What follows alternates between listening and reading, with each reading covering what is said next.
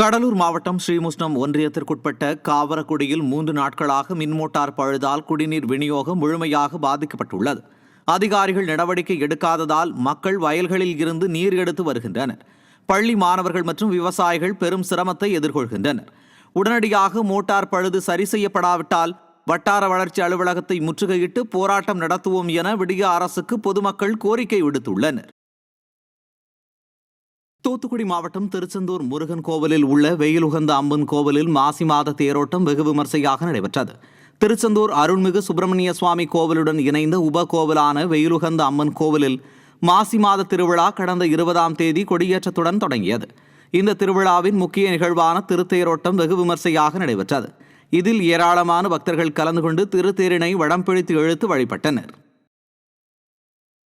தமிழகத்தின் மலைப்பகுதிகளில் கடும் பனிப்பொழிவு ஏற்பட்டதால் சாலையில் வாகன ஓட்டிகள் முகப்பு விளக்குகளை எரிய விட்டபடி சென்றனர்.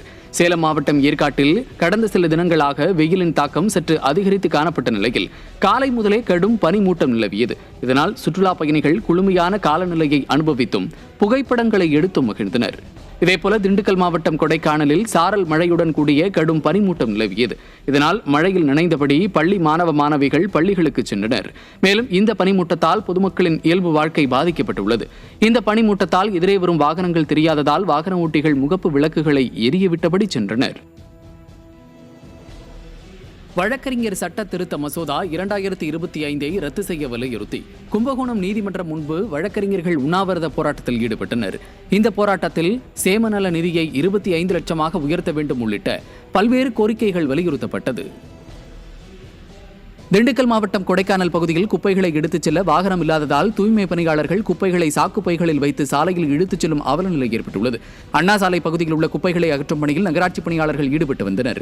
குப்பைகளை எடுத்துச் செல்ல வாகன வசதி ஏதும் இல்லாமல் சாக்குப்பைகளில் குப்பைகளை அள்ளி அதனை தரையில் தரதரவென இழுத்துச் சென்றனர். திறனற்ற திமுக அரசின் நகராட்சி நிர்வாகம் நகரின் முக்கிய பகுதிகளில் சாதாரண குப்பை தொட்டி கூட வைக்க முடியாமல் இருப்பது மக்களிடையே அதிருப்தியை ஏற்படுத்தியுள்ளது.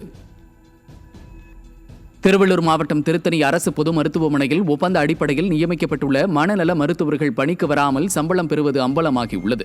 ஒப்பந்த அடிப்படையில் நியமிக்கப்பட்டுள்ள மனநல மருத்துவர்கள் பணிக்கு வராமலேயே வருகை பதிவேடு பதிவு செய்யப்பட்டு சம்பளம் பெறுவது சமீபத்தில் கண்டறியப்பட்டது. திறனற்ற திமுக ஆட்சியில் சுகாதாரத்துறை செயல்படாமல் உள்ளதால் இதுபோன்ற சம்பவங்கள் அரங்கேறுவதாக குற்றச்சாட்டு எழுந்துள்ளது. கிருஷ்ணகிரி மாவட்டம் ஊத்தங்கரை அருகே மேல்நிலை நீர்த்தேக்கு தொட்டி பழுதடைந்த நிலையில் உள்ளதாக பொதுமக்கள் குற்றம் சாட்டுகின்றனர்.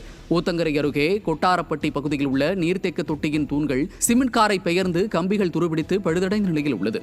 மேலும் நீர்க்கசிவு ஏற்பட்டு கான்கிரீட் தளங்கள் வலுவிழந்து உள்ளதாக கூறப்படுகிறது. ஸ்டாலின் அரசின் மாவட்ட நிர்வாகம் இப்பகுதியில் புதிய மேல்நிலை நீர்த்தேக்க தொட்டியை அமைக்க வேண்டும் என பொதுமக்கள் வலியுறுத்துகின்றனர்.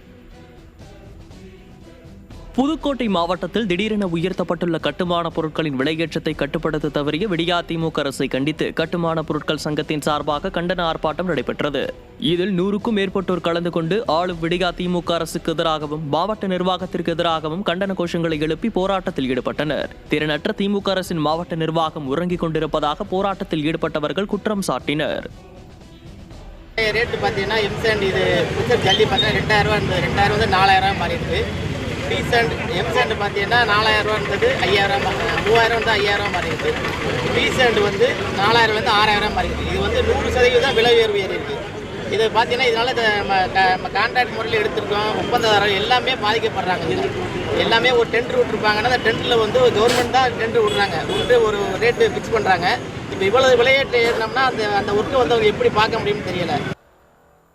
தென்காசி மாவட்டம் குற்றால அருவிகளில் தண்ணீர் பெருக்கெடுத்து ஓடுவதால் சுற்றுலா பயணிகள் குளிக்க தடை விதிக்கப்பட்டுள்ளது. கடந்த சில வாரங்களாக வெயிலின் தாக்கம் அதிகரித்து அருவிகளில் தண்ணீர் வரத்து குறைந்திருந்தது. இந்த நிலையில் திடீரென பெய்த கனமழையால் தற்போது குற்றாலம் மெயின் அருவி மற்றும் பழைய குற்றால அருவியில் தண்ணீர் பெருக்கெடுத்து ஓடுகிறது. இதனால் விடுமுறை தினத்தில் குற்றால அருவிகளில் குளிக்க தடை விதிக்கப்பட்டது சுற்றுலா பயணிகளை ஏமாற்றமடைய வைத்துள்ளது.